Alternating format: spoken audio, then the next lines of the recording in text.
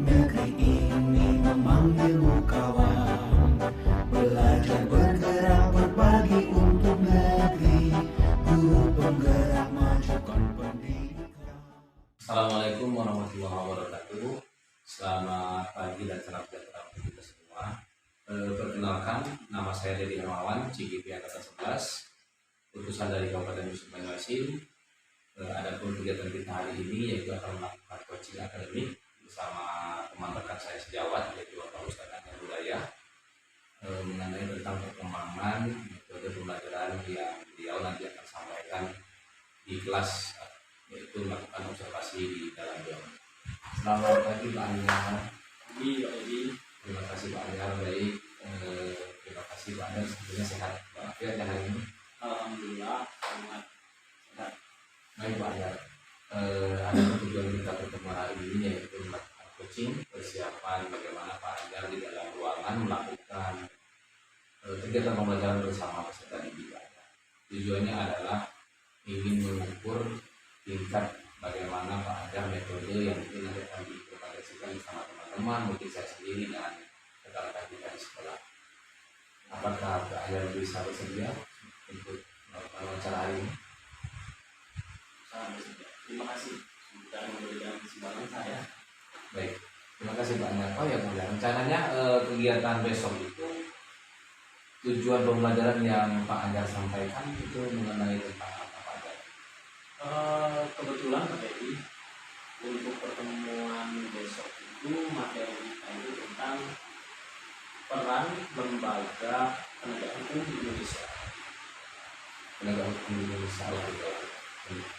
Artinya yang mata pelajaran PKN ini yaitu di kegiatan tentang pengenalan hukum pendidikan terhadap anak tadi. Iya, lebih spesifiknya itu jadi kita nanti harapan kita nanti dalam pembelajaran ini peserta didik itu memahami Ya. peran-peran daripada lembaga penegak hukum yang ada di Indonesia. Lebih kurangnya seperti itu. Oh iya baik. Oh iya Pak Anyar. Kira-kira dari beberapa tujuan pembelajaran itu agar peserta didik mampu kemudian mengenal tentang apa yang nanti Pak Anyar akan sampaikan, kira-kira area pengembangannya itu seperti apa? Berikutnya. Jadi seperti ini. Setelah nanti kita berikan sedikit pemahaman tentang peran lembaga penegak hukum, harapannya itu peserta didik itu mampu menganalisis, mampu mengaitkan dengan apa yang terjadi di lingkungan mereka. Misal terdapat beberapa pelanggaran hukum yang ada di lingkungan mereka, lalu mereka dapat menyimpulkan, mereka dapat menganalisis, oh masalah ini seharusnya wewenang daripada kepolisian, dan misal ada masalah perdata, oh masalah ini wewenang daripada Mahkamah Agung atau Kejaksaan. Jadi harapan kita itu pada ini anak-anak itu tidak takut dengan penegakan hukum, jadi tidak kaget lagi dengan apa yang terjadi di masyarakat mengenai permasalahan hukum. Itu harapan kita nanti anak-anak itu sudah tahu arahnya ketika permasalahan ini nanti yang menangani polisi. Jadi tidak ada lagi rasa ketakutan tentang hukum. Oh iya. Saya luar biasa sekali Pak Anyar. Artinya orientasi tentang mengenal hukum negara kebijakan dan mengenal jauh lebih banyak tentang keberagaman di sekitar kita ini kita begitu dengan harapan itu kemampuan mengenal bagaimana sistem kepolisian dengan kita. Oh ya Pak Anyar. Kira-kira nanti ketika di kelas melakukan kegiatan pembelajaran model pembelajaran apa yang dilakukan modelnya apa? Rencana saya akan menggunakan problem based learning. Jadi Masalah. Iya, jadi nanti setelah itu kita bagi ke dalam beberapa kelompok menyesuaikan. Misal di kelas tersebut ada berguna bagi dari 5 kelompok. Jadi per kelompok kita beri kasus, beri kasus yang permasalahan. Misal kelompok 1 misal itu permasalahan Polri, permasalahan. Kemudian kelompok 2 Kejaksaan, kelompok 3 Mahkamah Agung, keempat KPK, kelompok 5 advokat. Itu kan merupakan beberapa macam lembaga penegak hukum. Nanti disebutkan beri problem dan beri masalah dalam setiap kelompok itu. Nanti akan terlihat bagaimana dengan materi yang kita ajarkan sesuai tidak dengan apa yang kita berikan ke mereka, sesuai tidak dengan cara mereka menyelesaikan masalah yang mereka hadapi. Harapan kita kan sesuai. Ketika anak itu mampu mempresentasikan dengan masalah yang mereka hadapi, kemudian diproses lagi, disinkronkan lagi dengan pemahaman yang dia dapat secara tidak langsung, secara otomatis, nah itu sudah memahami. Oh, peran lembaga kepolisian itu ternyata ini mengayomi, melindungi masyarakat, memberikan pemahaman hukum, kemudian peran advokat ketika ada permasalahan di advokat. Anak tersebut mampu menjelaskan bahwa advokat itu mendampingi, bukan membela yang salah, misalkan tidak mendampingi proses pengadilan, bisa membantu korban, membantu tersangka dalam proses persidangan agar sesuai dengan aturan-aturan hukum yang sudah ditetapkan. Harapannya seperti itu. Jadi secara tidak langsung mereka bisa tanpa sadar ketika dia menangani kasus itu mereka secara otomatis paham. Jika dia menjelaskan, kita bisa menganalisa oh berarti anak itu sudah paham tentang materi apa yang kita ajarkan. Jangan seperti itu.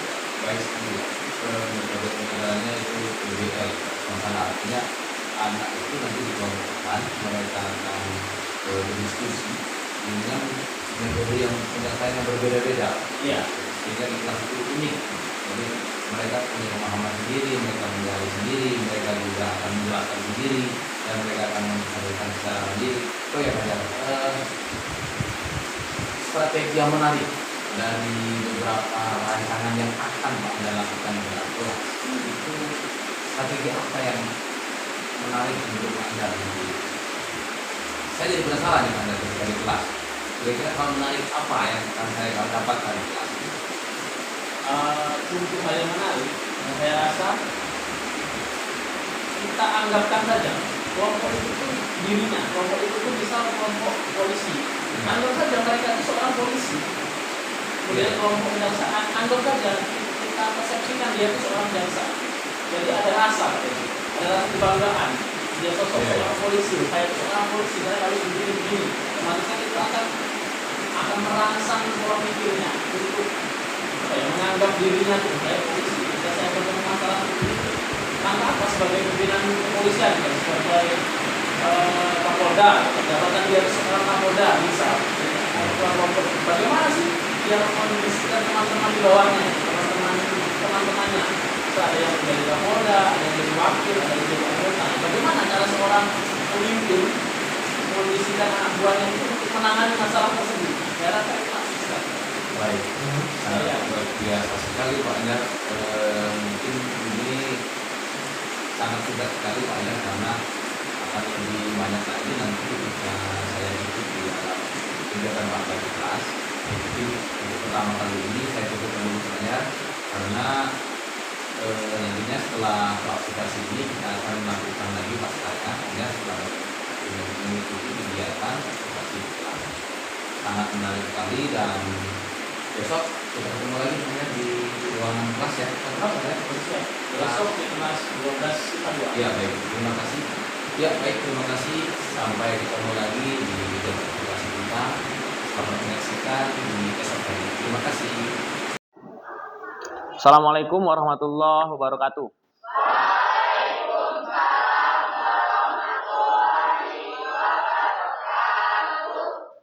Oke, saya minta tolong satu anak untuk memimpin doa sebelum pembelajaran dimulai. Seperti biasanya. Marilah teman-teman, sebelum kita memulai pelajaran pada hari ini, berdoa menurut keyakinan dan kepercayaannya masing-masing. Doa mulai.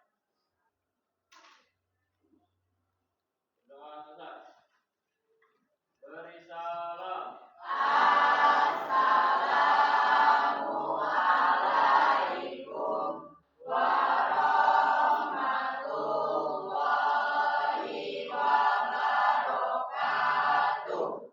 Waalaikumsalam warahmatullahi wabarakatuh.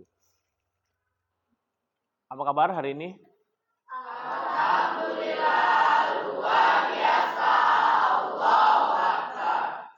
Semangat belajar. Yakin? Ada yang galau? Ada yang sedang bermasalah? Tidak ada? Berarti siap belajar ya? Oke?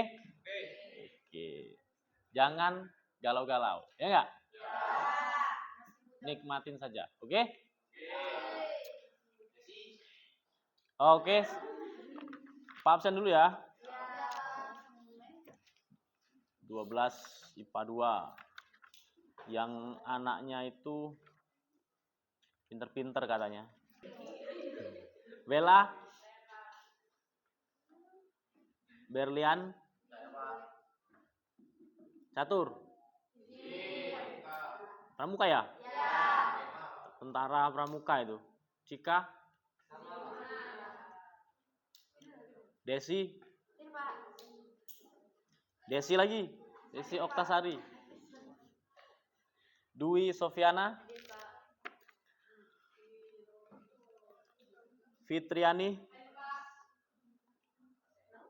Selina, Indah,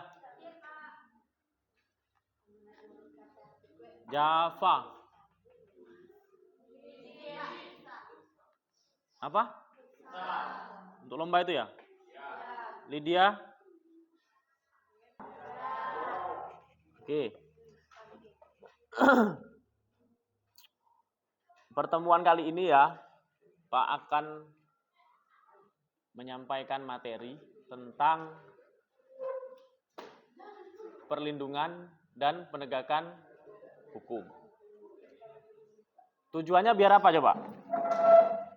Tujuan mempelajari perlindungan dan penegakan hukum itu biar apa?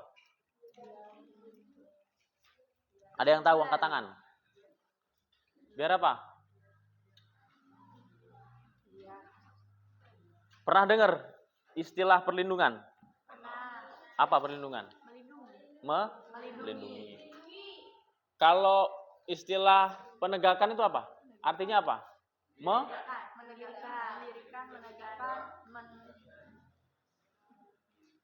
Penegakan itu berarti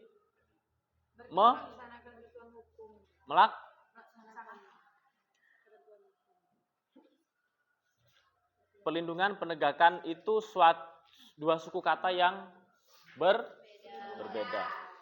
Kalau perlindungan itu berarti kalau penegakan itu berarti melaksanakan. Ya enggak? Oke, itu gambaran materi yang akan kita bahas hari ini. Tujuannya biar kalian memahami apa itu yang dimaksud dengan perlindungan dan penegakan hukum. Kemudian biar kalian itu memahami apa saja sih upaya-upaya yang sudah dilakukan oleh lembaga penegak hukum. Kemudian biar kalian itu memahami, bisa menjelaskan ketika ditanya atau ketika hal itu terjadi pada diri kalian sendiri. Ya enggak? Jadi kalian tidak takut untuk berproses dalam masalah hukum. Misal di jalan kalian tidak bawa helm, ya enggak? Tangkap polisi, kena razia. Nah, kalian jangan takut. Lagi nangis, jangan. Ya enggak? Tapi kalian harus punya kesadaran diri. Oh, secara hukum saya itu memang salah. Jadi bagaimana baiknya, bagaimana proses hukum yang harus saya lakukan. Itu tujuannya daripada belajar tentang perlindungan dan penegakan hukum. Bisa dipahami? Bisa nggak? Yakin? Lagi tidak yakin. Jangan. Kalau di masyarakat itu biasanya kita sering menemukan hal-hal yang melanggar hukum, hal-hal yang kecil-kecil tapi. Kita sering menemukan itu tapi kita menganggap sepele. terus kita menganggap tidak tahu kalau itu melanggar hukum. Biasanya enggak? Ya kan? Ya, padahal kalau ketika kalian sudah memahami, kalian akan berpikir, oh berarti orang itu kurang tepat. Ya enggak? Cuman sehingga kalian bisa melakukan sesuatu. Harapannya itu, kamu memberikan nasihat. Seharusnya kita itu sebagai warga negara gini. Itu daripada tujuan kita mempelajari perlindungan dan penegakan. Misal nih, ketika kalian nantinya, ya enggak, ada yang jadi jaksa, ya enggak? Ya. Amin lah. Ada yang menjadi hakim KPK, ya enggak? Ada yang jadi polisi, ya enggak? Itu merupakan suatu kebanggaan. Itu bisa istilahnya itu memotivasi diri kalian untuk berbuat lebih baik lagi. Tentunya dalam apa? Dalam hal apa? Dalam menegakkan hukum. Jadi materi perlindungan dan penegakan hukum itu sangat penting. Karena apa? Itu kita nikmati, kita laksanakan dalam kehidupan sehari-hari. Tidak ada satu hal pun yang terlepas dari masalah hukum. Ya nggak kira-kira? Ya. Ada, bisa sebutkan apa yang tidak ada kaitannya dengan hukum? Tidak ada. Tidak ada kan? Tidak. Iya. Jadi harapan Pak ya, setelah kita belajar ini nanti kalian bisa membuat hal-hal yang memang benar-benar merubah sikap kalian dalam kehidupan Hari-hari. Oke, sebelum ke materi, kita bahas secara detail. Ya, kita bahas secara detail materi tentang perlindungan dan penegakan hukum ini. Siap? Kita fullkan saja.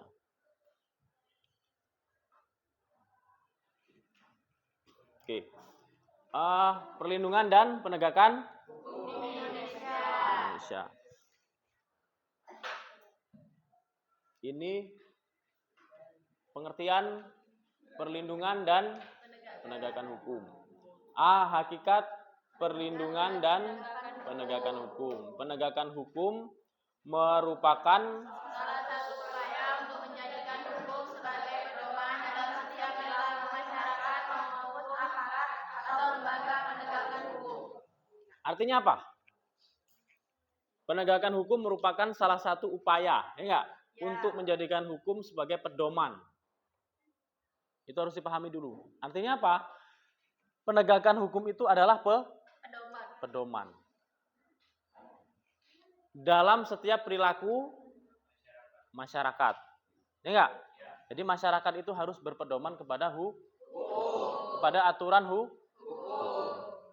Yang kedua, aparat. Siapa saja aparat penegak hukum? Kepolisian. Ya enggak? Apalagi?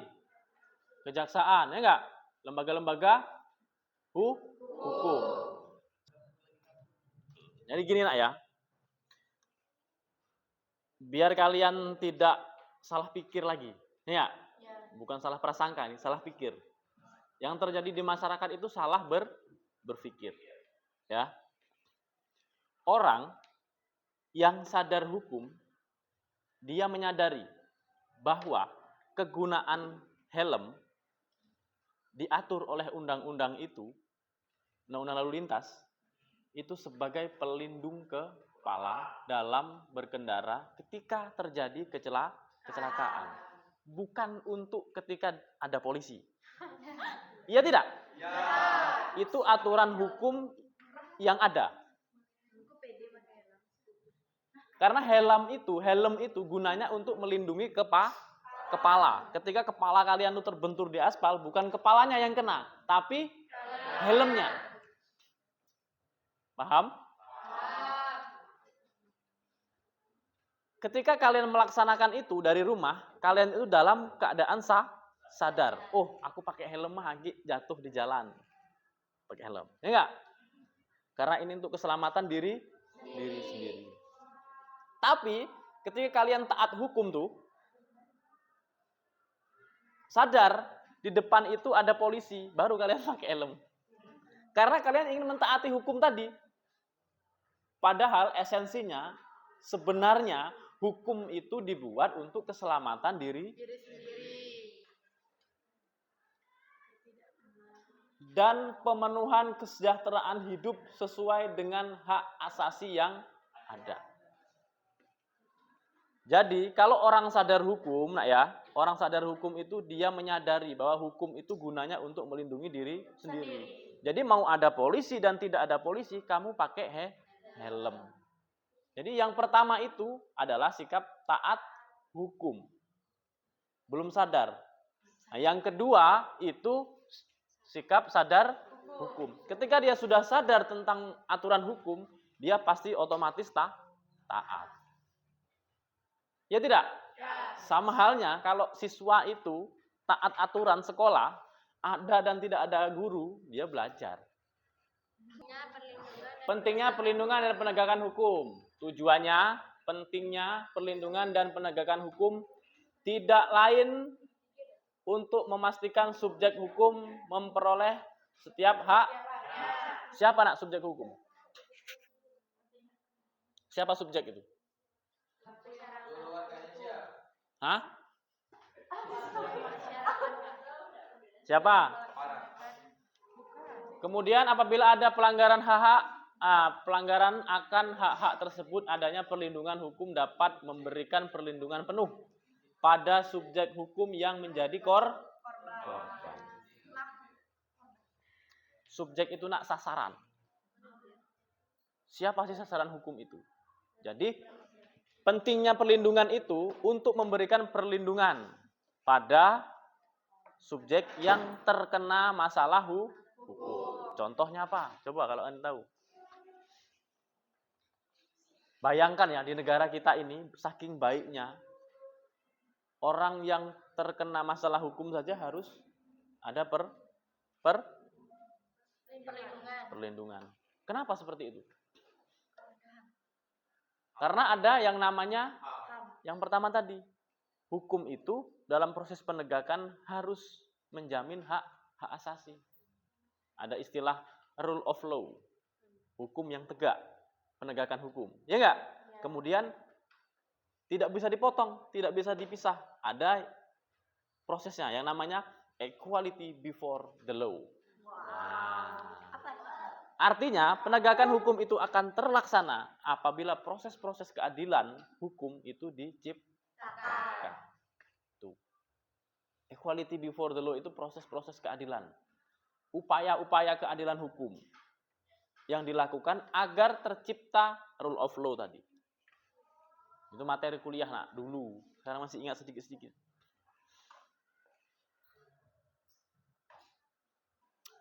Peran lembaga penegak hukum, salah satu peran utamanya adalah untuk menciptakan kesejahteraan, ketertiban, keadilan, kepastian hukum. Penegakan hukum harus melindungi hak warga negara, prinsip kemanusiaan, dan menghormati hukum yang berlaku. Paham? Paham enggak? Harus tertib, harus adil, harus pasti. Hukum itu harus pasti. Ada yang ditanyakan enggak tentang KPK? Ada enggak? Enggak ada? Nah. Sekarang kalau ada yang ditanyakan enggak? Kalau tidak saya bagi kelompok. Ada tugas untuk kalian. Kerjakan di sini 10 menit itu selesai presentasi. Bisa enggak? Bisa lah. Kelompoknya mau random atau sendiri? Harus 5 kelompok nah ya? 5 kelompok. Nanti gini, dalam setiap kelompok itu ada misal contohnya kelompok 1 ya, dia seolah-olah saya jadikan polisi gitu. Kemudian kelompok 2 saya jadikan KPK gitu. Nanti saya beri kasus. Nanti ada kasus untuk kalian. Nah, kalian urus itu kasus itu, ya. Sekarang kita bagi kelompok dulu. Siap? Siap? Siap enggak?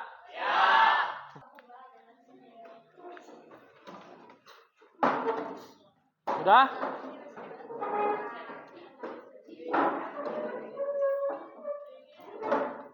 Saya beri waktu.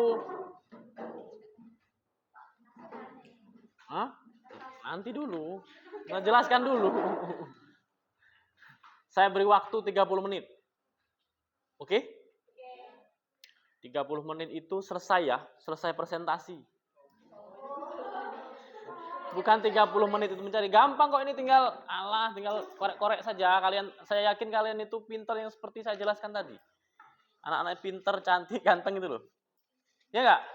Nah, ini Pak berikan studi kasus.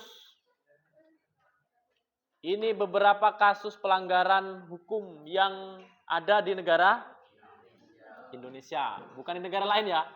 Oke. Sekarang mau diacak untuk pemilihan nomor kelompok atau sepakat saja? Pak yang ini. Sepakat saja ya? Sepakat saja ya? Sana kelompok 1 ya? Hah? Oh, kelompok 4. Sana 1 berarti? 1, 2, 3, 4. 4 sini, ya enggak? Kamu 5 ya? Ya. Kasus 9 polisi telah jalani sidang etik kasus Ferdi Sambo. Nah, nanti selanjutnya saya jelaskan. Kelompok 2, Mahkamah Agung. Mana kelompok 2? Nih, selembar saja. Ya itu. Kelompok 3, advokat. Pelanggaran kode etik, mana kelompok 3? Advokat. Menteri Komunikasi, Menteri Agung. Kamu Kejaksaan Agung ya? Nih. Jaksa. Sudah disambut tadi. Ini kelompok 5 KPK. mana. Oh iya. Ini nih KPK. Beberapa orang.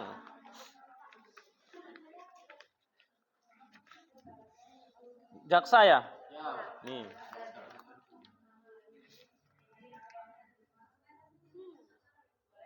Jaksa nih. Sudah? Sudah semua? Perhatikan. Ini itu kan apa namanya ya? Studi kasus ya. Untuk bahan kalian berangan-angan, untuk bahan kalian berdiskusi. Itu topik kasus yang ada, ya enggak? Permasalahan yang ada dalam kelompok kalian. Gini, saya minta ilustrasinya. Bayangkan kalian itu seorang polisi, jaksa, hakim, advokat, dan KPK. Ya? Jadi kelompok kalian itu adalah diri kalian. Saya itu seorang jaksa, misal. Kalau Mahkamah Agung kan hakim, ya enggak? Berarti kalian itu hakim. Ada kasus itu. Langkah apa yang akan kalian lakukan ketika menangani atau terjadi masalah itu? Sikap kalian seperti apa? Tuliskan di kertas yang sudah Pak siapkan.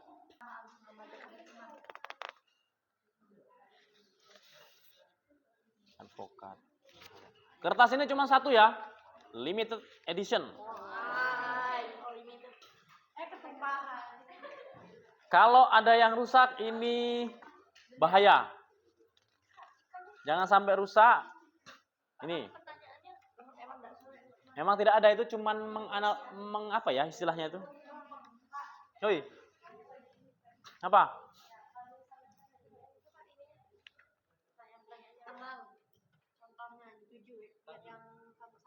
Itu tuh cuman ini aja, nak, apa namanya ya?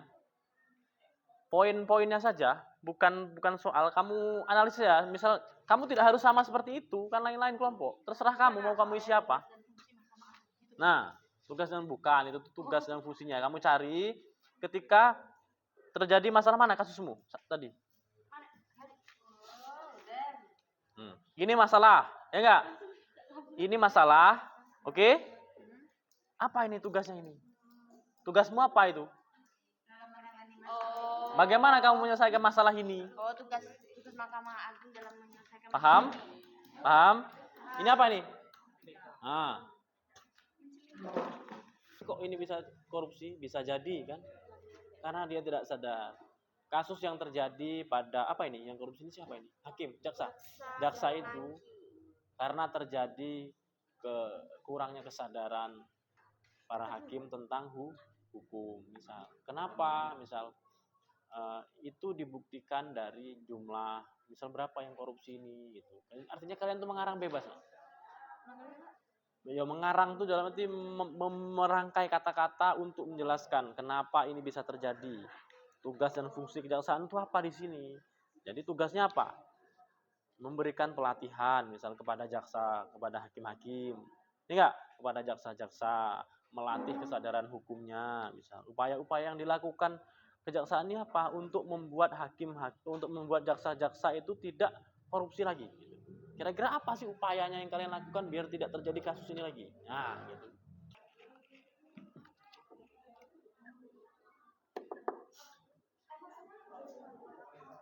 Gimana?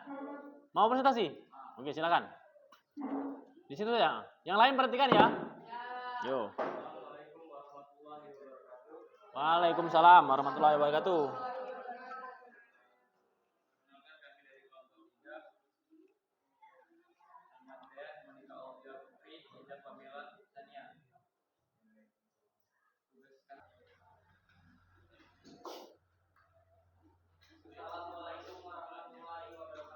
Waalaikumsalam warahmatullahi wabarakatuh. Kami dari kelompok 5 menjelaskan tugas dan fungsi KPK atau Komisi Pemberantasan Korupsi. Untuk kasus korupsi di sepanjang tahun 2023 ini sangat merugikan negara karena mulai dari perpajakan, pembangunan, keluarga lainnya. Dari sinilah bahwa kurangnya ketidaksadaran seseorang dalam menjalankan tugasnya. Upaya agar tidak terjadinya korupsi yang pertama memperkuatkan penegakan hukum, yang kedua meningkatkan pendidikan anti korupsi, dan yang terakhir membangun sistem pengawasan yang kuat. Tepuk tangan. Itu jelas ya? Itu konkret kan? Jelas dan konkret. Dari kasus yang ada, dia menganalisis upaya-upaya yang akan dilakukan sebagai KPK untuk menciptakan SDM dalam KPK itu agar tidak melakukan korupsi. Kelompok KPK. Oke? Yang kedua,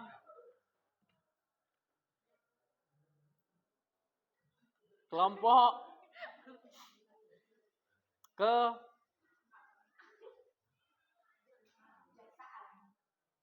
kejaksaan. Artinya dalam pemahaman hukum itu memang kita harus menyadari bahwa dalam pemahaman hukum itu tidak semua manusia itu sama. Oke? Semua, silakan itu kertasnya dikumpulkan ke depan.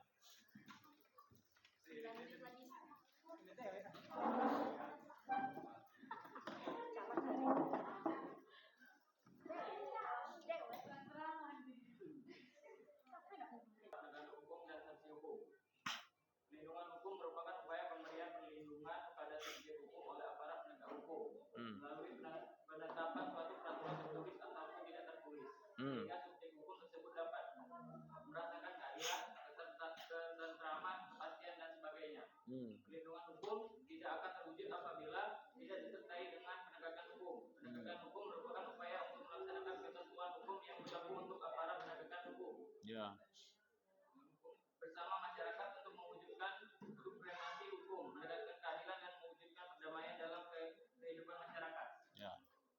Oke, tepuk tangan.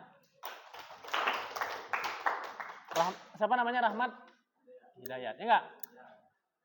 Saya itu tadi kan bilang, saya tidak menuntut benarnya, saya cuma mencari beraninya. Ada lagi yang berani? Oke, silakan berdiri, sebutkan namanya.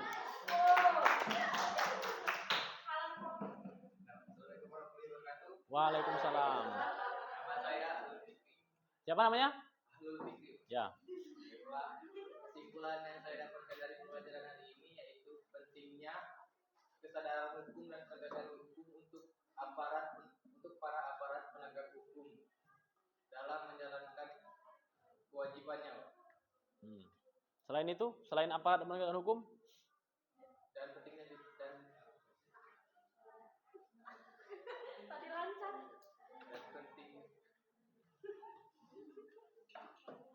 pentingnya kesadaran hukum bagi masyarakat. oke. Tepuk tangan. Keren. Jadi nak ya, kesimpulannya untuk perlindungan dan penegakan hukum itu gini. Apa yang sudah kita pelajari tentang perlindungan dan penegakan hukum, ya tidak.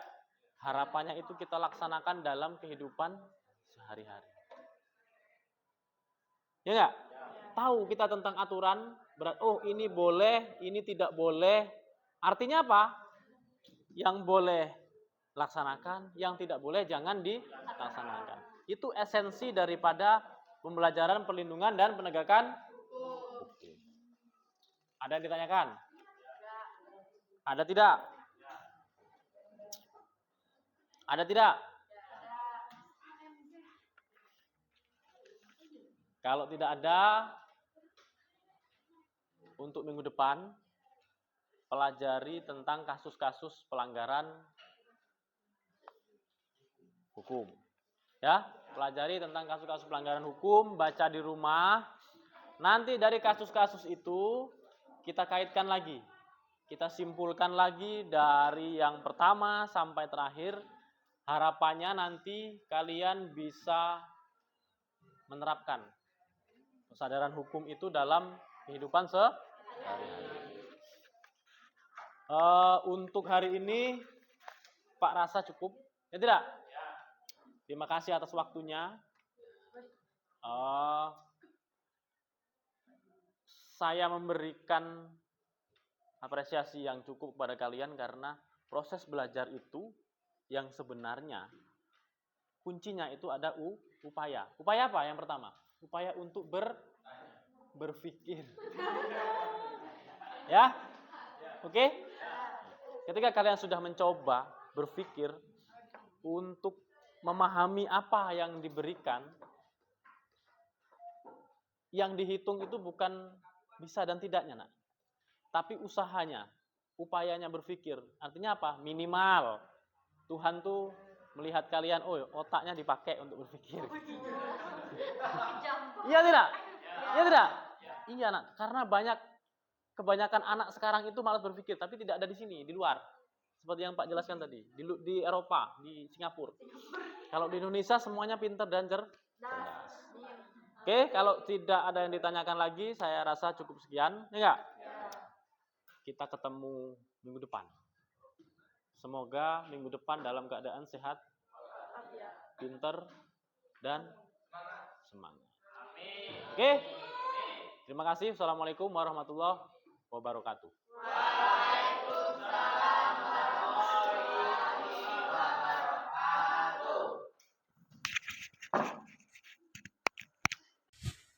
Selamat siang Pak Anjar. Selamat siang Mbak Edi. Terima kasih Pak Anjar, kita sudah melakukan observasi kemarin. Itu kita sudah melakukan kegiatan pembelajaran di kelas dan saya sudah mengikuti aktivitas Pak Anjar di dalam kelas. Oh ya Pak, bagaimana perasaan Pak Anjar ketika Pak Anjar menyampaikan materi yang sudah Pak Anjar persiapkan, strateginya seperti apa? Bagaimana perasaan Pak Anjar di dalam ruangan berdiskusi bersama tadi tersebut? Alhamdulillah ya, proses pembelajaran sudah kita laksanakan sesuai dengan rencana. Perasaan saya itu sangat menyenangkan. Karena apa? Alasannya menyenangkan itu karena memang semuanya berjalan sesuai dengan rencana yang sudah kita buat, dan alhamdulillah ya memang terjadi, memang semua berlangsung sesuai dengan rencana. Itu poin yang sangat menyenangkan itu. Jadi kan tidak mudah sesuatu, kadang-kadang apa yang kita rencanakan itu tidak sesuai, yang kita laksanakan itu tidak sesuai dengan apa yang kita rencanakan gitu. Nah ini alhamdulillah anak-anak itu bisa menerima dengan apa yang sudah kita rencanakan.